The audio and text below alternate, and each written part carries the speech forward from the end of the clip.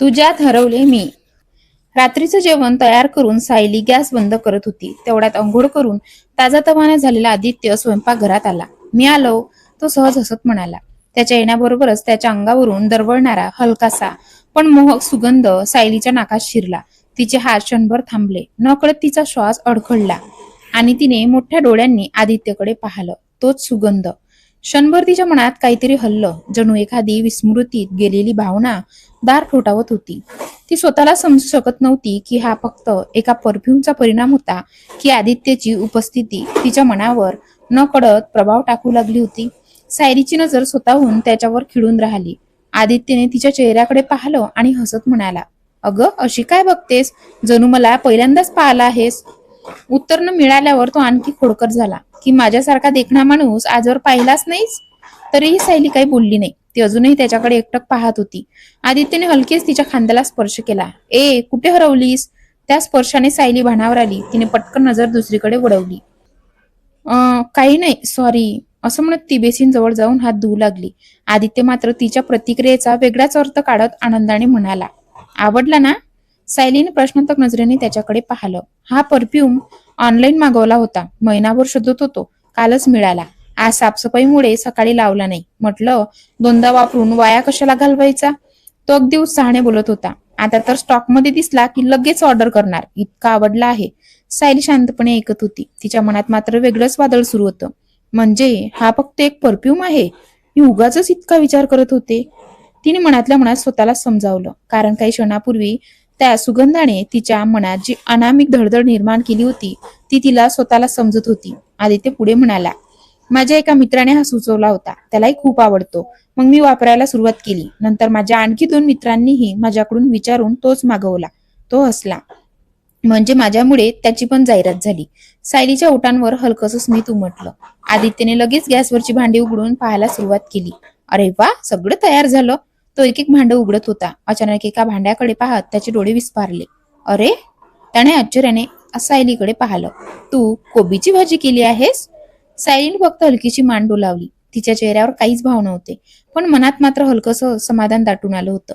काही वेळापूर्वी कोबी पाहून नाराज झालेली तीच आता मुद्दाम त्याची भाजी बनवत होती. कारण आदित्यने चिडवत केलेली तुलना तिला अजूनही आठवत होती आणि त्या आठवणीवर तिच्याही नकळत हसू येत होतं. पण ते हसू तिने चेहऱ्यावर येऊ दिलं नाही. मी फ्रेश होऊन येते. एवढंच बोलून सायली पटकन स्वयंपाकघरातून बाहेर पडली. आदित्य तिच्या जाणाऱ्या पाठमोऱ्या आकृतीकडे पाहत राहिला. त्याच्या चेहऱ्यावर अजूनही आश्चर्य आणि हलकसं समाधान दोन्ही होतं. जिला कोबीचा इतका तिटकारा आहे ती आज स्वतःहून कोबीची भाजी बनवते. खरंच ही मुलगी जितकी शांत दिसते तितकीच गूढ आहे, असा विचार करत त्याच्या ओठांवर न कळत मंद हसू उमटलं. सायली आपल्या खोलीत आली. दार अलगद बंद करून ती त्यालाच पाठ टेकवत काही क्षण शांत उभी राहिली. तिने डोळे मिटले, पण डोळे मिटताच पुन्हा तोच मंद आल्हाददायक सुगंध तिच्या मनात दरवळला. जणू आदित्य अजूनही तिच्याच शेजारी उभा होता. क्षणभर तिच्या छातीत धडधड वाढली. तिने पटकन डोळे उघडले आणि स्वतःच्या छातीवर हात ठेवला. मी किती वेडी आहे, ती स्वतःशीच फुटफुटली. एका परफ्यूमचा एवढा विचार करते. तो कोणाकडेही असू शकतो. प्रत्येक गोष्टीचा वेगळा अर्थ काढायची गरज नाही सायली, ती स्वतःला समजावत होती. कारण मन नकळत ज्या दिशेने धावत होतं त्या दिशेला तिने अजूनही परवानगी दिली नव्हती. तिच्या भूतकाळाने तिला कोणावरही सहज विश्वास ठेवू नकोस हे शिकवलं होतं. म्हणूनच ती आपल्या प्रत्येक भावनेवर स्वतःचं नियंत्रण ठेवण्याचा प्रयत्न करत होती. एक खोल श्वास घेत तिने स्वतःला सावरलं आणि फ्रेश होण्यासाठी बाथरूम मध्ये गेली. थोड्याच वेळात ती पुन्हा स्वयंपाकघरात आली. आत येताच तिची नजर डायनिंग टेबलवर गेली.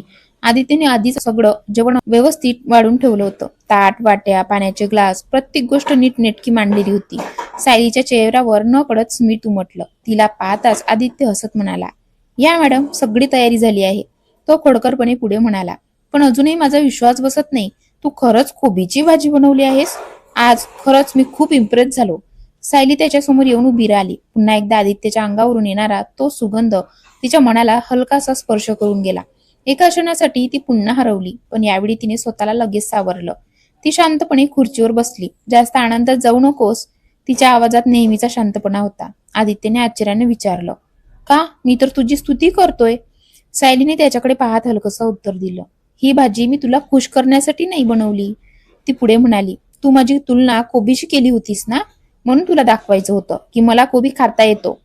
हे गुण आदित्य काही क्षण तिच्याकडे पाहत राहिला, मग हसत म्हणाला, तुझं काही खरं नाही आहे. तू खरंच एकमेव द्वितीय नमुना आहेस. सायलीने फक्त खांदे उडवले. तिच्या चेहऱ्यावरचं ते हलकंसं हसू पाहून आदित्यलाही हसू आवरलं नाही. त्या क्षणी दोघांमधलं वातावरण पुन्हा हलकं फुलकं झालं. काही दिवसांपूर्वी भूतकाळाच्या वेदनांनी जड झालेलं तेच घर आता त्यांच्या छोट्या छोट्या चेष्टा मस्करीने पुन्हा जिवंत झालं होतं. खरं तर दोघांनाही एकमेकांची सवय होऊ लागली होती. सायलीच्या आयुष्यात अनेक वर्षांनी असा कोणी आला होता ज्याच्यासमोर ती मनमोकळं हसू शकत होती. आणि आदित्यलाही जाणवत होतं की सायलीच्या चेहऱ्यावरचं हे निरागस हसू त्याच्या दिवसातील सर्वात सुंदर क्षण बनवू लागला आहे. त्यानंतर दोघांनी शांतपणे जेवायला सुरुवात केली. डायनिंग टेबलवर दोघंही शांतपणे जेवत होते. घरात फक्त भांड्यांचा हलकासा आवाज आणि त्यांच्या अधूनमधून होणाऱ्या गप्पा ऐकू येत होत्या. सायलीने आदित्यच्या आवडीचा मसाला भात, दही, सॅलड, गरमागरम पोळ्या आणि खास करून कोबीची भाजी बनवली होती. आदित्यने कोबीचा पहिला घास तोंडात टाकला. काही क्षण तो चव अनुभवत राहिला आणि मग आश्चर्याने सायलीकडे पाहत म्हणाला, वाह, खरंच खूप छान झाली आहे. तो पुन्हा एक घास घेत म्हणाला, पण एक गोष्ट समजली नाही. तुला कोबी अजिबात आवडत नाही, मग इतकी चविष्ट भाजी कशी बघ काय बनवलीस? सायलीने त्याच्याकडे पाहिलं. तिच्या ओठांवर हलकंसं स्मित उमटलं. एखादी गोष्ट स्वतःला आवडत नाही म्हणून ती चांगली बनवता येत नाही असं थोडंच असतं. तिचं उत्तर ऐकून आदित्य काही क्षण शांत झाला. त्याने मान डोलावली. तेही खरंच आहे. त्या एका वाक्याने आदित्यच्या मनात वेगळाच विचार चमकून गेला. माणसाच्या आवडीनिवडीपेक्षा त्याची जबाबदारी मोठी असते. सायलीला कोबी आवडत नव्हता, तरी तिने तो मनापासून बनवला होता. नकळत तिच्या स्वभावातील एक गुण पुन्हा त्याच्या समोर आला. ती स्वतःपेक्षा समोरच्याचा विचार आधी करत होती. आदित्यच्या चेहऱ्यावर आदराची एक हलकीशी छटा उमटली. सायली मात्र नेहमीप्रमाणे शांतपणे जेवत राहिली. थोड्याच वेळात जेवण संपलं. नेहमीप्रमाणे दोघांनीही कामाची विभागणी केली. आदित्यचं ताट उचललं तर सायलीने उरलेलं जेवण डब्यात भरून फ्रीजमध्ये ठेवलं. त्यानंतर दोघांनी मिळून भांडी धुतली, स्वयंपाकघर स्वच्छ केलं, गॅस पुसून घेतला आणि बाकीची छोटी मोठी कामही आटपवली. हे सगळं करताना त्यांच्या हाताची लय जणू आपोआप जुळली होती. कोणाला काय करायचं हे आताच सांगावं लागत नव्हतं. दोघांमध्ये एक न बोललेली समजूत तयार झाली होती. काम आटोपल्यावर ते दोघं हॉलमध्ये येऊन सोफ्यावर बसले. रविवार असल्यामुळे आज पुन्हा एकदा मूव्ही नाईट ठरली. आदित्यने टीव्ही सुरू केला आणि दोघं एक हॉलिवूड चित्रपट पाहू लागले. हा त्यांचा रविवारचा नेहमीचा भाग बनला होता. शनिवार रात्री उशिरापर्यंत चित्रपट पाहणे, रविवारी निवांत गप्पा, एकत्र स्वयंपाक, साफसफाई या छोट्या छोट्या गोष्टींनी त्यांच्या आयुष्यात नकळत एक वेगळीच ऊब निर्माण केली होती. सायलीच्या आयुष्यात अनेक वर्षांनी घर ही भावना पुन्हा जिवंत होत होती. तर आदित्यसाठी हे घर फक्त आता राहण्याची जागा उरलं नव्हतं. त्या घरात त्याची वाट पाहणारं एक आपलंसं माणूस होतं. आणि कदाचित म्हणूनच दोघांनाही अजून हे मान्य नसतानाही एकमेकांची सवय त्यांच्या आयुष्याचा महत्वाचा भाग बनून लागली होती. असाच हसत खेळत त्यांचा रविवार संपला. शनिवार रविवार संध्याकाळी आदित्यची एक सवय होती. तो आपली बाईक घेऊन थोडा फेरफटका मारायला बाहेर पडायचा. प्रत्येक वेळी तो सायलीलाही सोबत येण्याचा आग्रह करायचा. चल ना, थोडीच हवा खाऊन येऊ. पण सायली नेहमीप्रमाणे हलकंच असून नकार द्यायची. नको, मला आळस आलाय. किंवा तू जाऊन ये, मी घरीच थांबते. आदित्य प्रत्येक वेळी तिचं उत्तर ऐकून शांत व्हायचा. पण त्याच्या मनात एकच प्रश्न पुन्हा पुन्हा उभा राहत होता. जिला माझी बाईक इतकी आवडली होती, जिने अशीच एक बाईक घ्यायचं स्वप्न बोलून दाखवलं होतं, तीच आता माझ्या मागे बसायलाही का तयार होत नाही? हा प्रश्न त्याला सतावत होता. सायलीचा स्वभाव जितका शांत तितकाच गुढही होता. तिच्या प्रत्येक वागण्यामागे एखादं कारण असायचं, पण ते कारण ती सहज कोणाला सांगत नसे. त्याला माहिती नव्हतं. सायली बाईकला नाही म्हणत नव्हती, ती जवळीकला नाही म्हणत होती. एखाद्याच्या इतक्या जवळ बसणं, त्याच्यावर सहज विश्वास ठेवणं, तिच्या भूतकाळाने तिच्याकडून ही सहजता खूप आधीच हिरावून घेतली होती. म्हणूनच ती स्वतःलाच नकळत काही मर्यादा घालून जगत होती. आदित्यला मात्र हे माहिती नव्हतं. त्यामुळे तो प्रत्येक वेळी तिच्या नकारामागे फक्त हट्टीपणा शोधत राहिला. त्या रविवारीही नेहमीप्रमाणे दोघांनी दुपारी थोडा आराम केला. सायली तिच्या खोलीत तासभर झोपली तर तर आदित्य हॉलमध्ये बसून टीव्ही पाहत होता. संध्याकाळी दोघांनी एकत्र चहा घेतला. चहा संपताच आदित्यने पुन्हा हेल्मेट उचललं. चलतेस? सायलीने पुन्हा हसत मान हलवली. नको, तू जाऊन ये. आदित्यने यावेळी काही आग्रह केला नाही. ठीक आहे. तो बाईक घेऊन बाहेर पडला. सायली दारात उभी राहून काही क्षण त्याला जाताना पाहत राहिली. बाईक नजरेआड होताच ती हळूच घरात आली. तिच्या चेहऱ्यावर हलकंसं स्मित होतं. तो प्रत्येक वेळी मला विचारतो, म्हणजे अजूनही त्याने माझा नकार मनावर घेतलेला नाही. हा विचार तिच्या मनाला नकळत सुकावून गेला. रात्री आदित्य परत आला. दोघांनी मिळून हलकं जेवण केलं, थोडा गप्पा मारल्या आणि मग आपापल्या खोलीत जाऊन झोपले. दुसऱ्या दिवशी सोमवार उजळला. पुन्हा ऑफिस, काम, धावपळ. आयुष्य नेहमीच्या गतीने पुढे सरकलं. असेच सलग 3 दिवस निघून गेले. या 3 दिवसात ना सायलीने तिच्या भूतकाळाचा विषय काढला, ना आदित्यने त्याबद्दल काही विचारलं. दोघांनी जणू तो विषय मुद्दाम बाजूला ठेवला होता. आदित्यला जाणवलं होतं की सायली अजून तयार नाही आणि सायलीला जाणवत होतं की आदित्य तिच्यावर कोणताही दबाव टाकत नाही. याच गोष्टीमुळे तिच्या मनात त्याच्याबद्दलचा विश्वास दिवसेंदिवस अधिकच दृढ होत चालला होता. पण दुसरीकडे आदित्यच्या मनात मात्र एक वेगळीच चिंता दिवसेंदिवस वाढत होती. त्याच्याकडे उरलेला वेळ आता फारच कमी राहिला होता आणि पुढे काय होणार याचा विचार त्याला आतून अस्वस्थ करू लागला होता. असेच 3 दिवस निघून गेले. या 3 दिवसात सायली आणि आदित्यने भूतकाळाचा विषय पुन्हा एकदाही काढला नाही.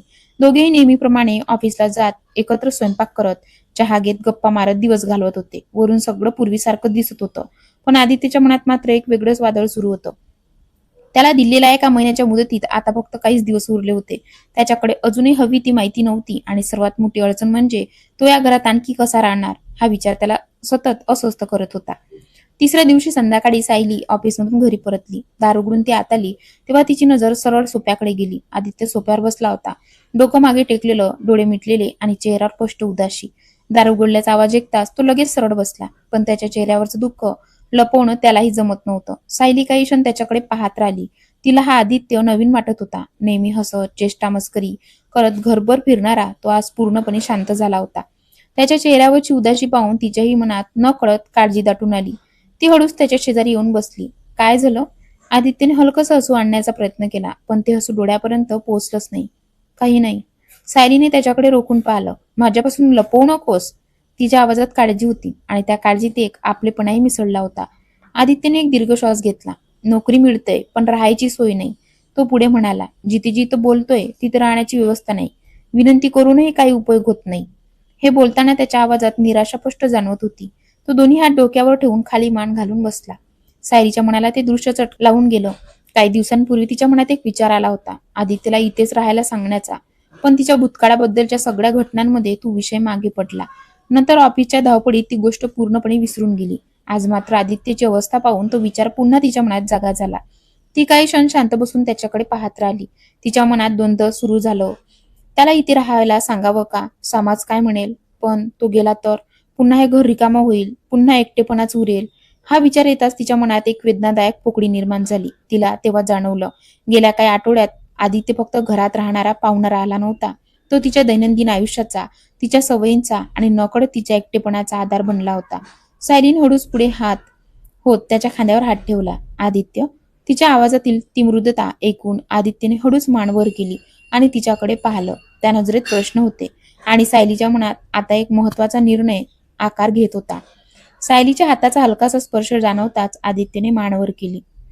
तो शांतपणे म्हणाला. सायली काही क्षण त्याच्या डोळ्यात पाहत राहिली, जणू मनातले शब्द धैर्य गोळा करत होते. शेवटी तिने शांत स्वरात म्हटलं, इथेच राहा. आदित्यला क्षणभर काहीच समजलं नाही. काय?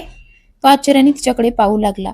सायलीने हलकस असत पुन्हा स्पष्ट केलं, मी म्हणते राहण्यासाठी दुसरीकडे जागा शोधू नकोस, इथेच राहा. हे ऐकताच आदित्यचे डोळे मोठे झाले. त्याला काही क्षण विश्वासच बसला नाही. सायली पुढे म्हणाली, जर तुला राहायला दुसरी जागा मिळाली तर तू निघून जाशील आणि मी पुन्हा एकटी पडेन. हे बोलताना तिचा आवाज नकळत मंद झाला. इतक्या दिवसांनी तिने स्वतःच्या मनातलं एकटेपण पहिल्यांदा शब्दात व्यक्त केलं होतं. हे वाक्य ऐकताच आदित्यच्या मनालाही हलकासा धक्का बसला, कारण आज पहिल्यांदा सायलीने कबूल केलं होतं की त्याच्या सहवासाची तिला सवय झाली आहे. सायली पुढे म्हणाली, आपण आता मित्र आहोत ना, मग मित्र म्हणून एकाच घरात राहण्यात काय हरकत आहे? ती हलकसं हसली. सकाळचा एकत्र नाश्ता, संध्याकाळचा चहा, स्वयंपाकघरातील धावपळ, आठवड्याच्या शेवटी साफसफाई, रात्री चित्रपट. ती प्रत्येक आठवण सांगत होती आणि प्रत्येक आठवणीसोबत तिच्या चेहऱ्यावर एक वेगळंच समाधान उमटत होतं. तू गेलास तर या सगळ्याची मला खूप आठवण येईल. हे वाक्य बोलताना तिच्या डोळ्यात एक हळवी चमक होती. ती स्वतःलाच कदाचित आज समजत होती. आदित्य तिच्या आयुष्यातला किती महत्वाचा झाला आहे. आदित्य मात्र तिच्याकडे स्तब्ध होऊन पाहत होता. त्याच्या मनात एकाच वेळी दोन भावना धडकत होत्या. एकीकडे त्याला या घरात राहण्याचा मार्ग मिळाला होता. दुसरीकडे सायलीचा वाढता विश्वास त्याच्या मनावर अधिकच ओझं ठेवत होता. कारण तो ज्या सत्यासाठी ते आला होता ते असत्य अजूनही तिच्यापासून लपलेलं होतं. सायलीने त्याच्या हातावर हलकसा हात ठेवला. मला माहिती आहे, तू माझं म्हणणं समजतो आहेस. ती हसली. मग ठरलं. राहण्याची सोय नसलेली नोकरी स्वीकार आणि इथेच राहा. क्षणभर थांबून ती प्रेमळपणे म्हणाली, पहिल्याच दिवशी मी तुला सांगितलं होतं ना, या घराचा अर्धा भाग तुझाही आहे. हे ऐकताच आदित्यच्या डोळ्यात कृतज्ञतेची चमक आली. तो तिचे दोन्ही हात आपल्या हातात घेत म्हणाला, सायली, खरंच खूप खूप धन्यवाद. त्याचा आवाज भरून आला होता. गेल्या कित्येक दिवसांपासून मी याच विचारात होतो. महिन्याची मुदत संपली तर कुठे राहायचं, काय करायचं, काहीच समजत नव्हतं. तो हलकस हसला. आज तू माझी सगळी चिंता दूर केलीस. सायली समाधानाने त्याच्याकडे पाहत होती. तिच्या चेहऱ्यावर एक शांत हास्य होतं. तिने एखाद्यावर उपकार केल्याचा आनंद नव्हता, तर आपला माणूस आपल्या जवळच राहणार आहे या भावनेचं समाधान होतं. दोघांना अजून त्याची जाणीव नव्हती, पण त्या संध्याकाळी त्यांच्या नात्याने नकळत आणखी एक पाऊल पुढे टाकलं होतं. सायलीने आदित्यला तिच्याच घरी कायम राहण्याचा प्रस्ताव दिला होता. तिच्या त्या एका निर्णयाने आदित्यच्या मनात एकाच वेळी आनंद आणि वेदना दोन्ही जाग्या झाल्या होत्या. आनंद यासाठी की त्याला सोपवलेलं काम अजून पूर्ण झालं नव्हतं आणि आता त्याला सायलीसोबत आणखी 1 महिना राहण्याची संधी मिळणार होती. पण दुसऱ्या क्षणी त्या आनंदावर अपराधीपणाची काळी सावली पसरली. विश्वास ही अशी गोष्ट असते जी मिळवायला खूप वेळ लागतो, पण तो विश्वास जर एखाद्या खोट्यावर उभा असेल तर प्रत्येक क्षणी मनाला टोचत राहतो. आदित्यची अवस्था तशीच झाली होती. सायलीचा प्रत्येक वाढणारा विश्वास त्याला स्वतःचा दोष अधिक स्पष्टपणे दाखवत होता. सायली त्याच्याकडे हसत पाहत होती, तर आदित्यच्या मनात मात्र एकच प्रश्न घोंगावत होता. जेव्हा तिला संपूर्ण सत्य कळेल तेव्हा तिच्या चेहऱ्यावर हे हसू राहील का? सायलीने घरभाड्याचा विषय काढत गमतीने घोडा आणि गवताची म्हण सांगितली. आदित्यने हात जोडून तिची थट्टा केली आणि दोघेही मोठ्याने हसू लागले. बाहेरून ते क्षण हलके फुलके वाटत होते, पण आदित्यच्या मनात मात्र हसू नव्हतं, फक्त अपराधीपणाचं ओझं होतं. काही वेळाने सायली फ्रेश होण्यासाठी तिच्या खोलीत निघून गेली. दरवाजा बंद होताच आदित्यच्या चेहऱ्यावरचं हसू पूर्णपणे नाहीसं झालं. तो हळूहळू सोफ्यावर बसला, दोन्ही हाताने चेहरा झाकला. मग हात केसांतून फिरवत डोकं मागे टेकवलं. डोळे मिटून तो हळू आवाजात पुटपुटला, मला माफ कर सायली, खरंच खूप माफ कर. त्याचा आवाज थरथरत होता. आज मी फक्त मनात माफी मागतोय, पण ज्या दिवशी तुला सगळं सत्य कळेल त्या दिवशी तुझ्या समोर गुडघ्यावर बसून माफी मागेन. त्याने डोळे उघडले. मला माहिती आहे मी तुझा विश्वास तोडतोय, पण माझ्यावर विश्वास ठेव. जेव्हा तुला संपूर्ण सत्य कळेल तेव्हा तुला समजेल की मी तुझा शत्रू नव्हतो, परिस्थितीचा कैदी होतो. त्याच्या मनात एक विचित्र आशा होती. कदाचित सत्य समजल्यानंतर सायली त्याच्यावर रागवेल, कदाचित त्याच्याशी कधीच बोलणार नाही, पण तरीही तो तिच्या डोळ्यात स्वतःसाठी कायमचा तिरस्कार पाहू इच्छित नव्हता. कारण आता ही मैत्री त्याच्यासाठी फक्त एक काम उरली नव्हती, ती त्याच्या आयुष्याचा भावनिक भाग बनली होती. त्याने एक खोल श्वास घेतला. फक्त त्या दिवशी मला माफ कर, मग मी आयुष्यभर तुझा विश्वास परत जिंकण्याचा प्रयत्न करेन. काही क्षण तो तसाच शांत बसून राहिला. नंतर स्वतःला सावरत उठला आणि स्वयंपाकघराकडे गेला. कविताताईंना त्याने आधीच चहा आणि नाश्ता दिला होता. स्वतःची कॉफीही झाली होती, तरी आज त्याला पुन्हा चहा बनवायचा होता, कारण तो चहा सायलीसोबत पिण्यातच त्याला वेगळा आनंद मिळत होता. थोड्याच वेळात सायली फ्रेश थोड्याच वेळात सायली फ्रेश होऊन हॉलमध्ये आली. ती येऊन सोफ्यावर बसली, पण आज तिच्या चेहऱ्यावर स्पष्ट थकवा दिसत होता. आदित्यने मागे ओढून तिच्याकडे पाहिलं. खूप दमली आहेस का? सायलीने त्याच्याकडे पाहिलं. काही न बोलता हलकीच मांडू लावली आणि एक दीर्घ श्वास सोडला. ते पाहून आदित्यच्या चेहऱ्यावर काळजी उमटली. एखाद्या व्यक्तीची काळजी कधी सवय बनते हे माणसालाही कळत नाही. आदित्यलाही तेच होत होतं. सायलीचा थकलेला चेहरा पाहून त्याच्या मनात न कळत चिंता दाटून आली. त्या चिंतेत कोणताही स्वार्थ नव्हता, फक्त जिव्हाळा होता. तो हलकीच हसला. थांब, आज जरा कडक चहा बनवतो. 2 घोटात सगळी दमणूक पडून जाईल. त्याच्या बोलण्यावर सायलीच्या ओठांवर हलकसं हसू उमटलं. तिने टीव्ही सुरू केला आणि शांतपणे त्याची वाट पाहू लागली. कसं वाटलं आजचा पार्ट कमेंट करून नक्की सांगा, आणि आजचा पार्ट आवडल्यास व्हिडिओला लाईक करा, चॅनलला सबस्क्राईब करा. भेटूया पुढच्या भागामध्ये. धन्यवाद.